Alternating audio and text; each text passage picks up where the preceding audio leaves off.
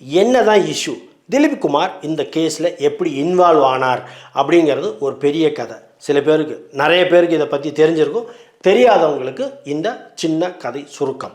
மலையாள நடிகைகள்லாம் அப்பப்போ அப்ராட் போய் கலை நிகழ்ச்சிகள் நடத்துறதுங்கிறது சகஜமாக நடக்கிற ஒரு விஷயம்.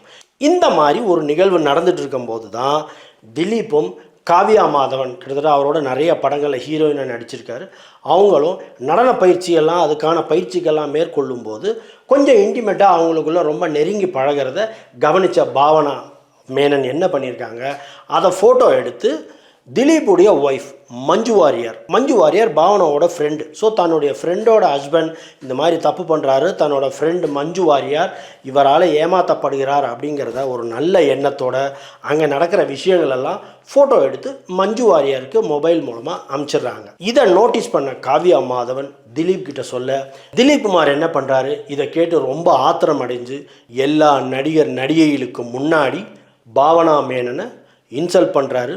உன்னை நெருப்பை வச்சு கொளுத்தி கொன்றுவேன் அப்படிங்கிற மாதிரி மிரட்டல் விடுறாரு.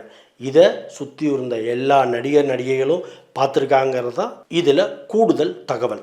பாவனா மேனனால தான் தன் மனைவி மஞ்சு வாரியர் தன்னிடம் விவாகரத்து பட்டு வெளியில் போயிட்டாங்க அப்படிங்கிற கோபத்தில் இருந்த திலீப் குமார் என்ன பண்ணுறாரு, பாவனா அவங்களோட நிறைய படங்கள் 2 பேர் சேர்ந்து நடிச்சிருந்தாங்க, அந்த படத்தில் இந்த எல்லாத்துலேயும் அவரை வெளியில் தூக்கி போட்டுட்டார்.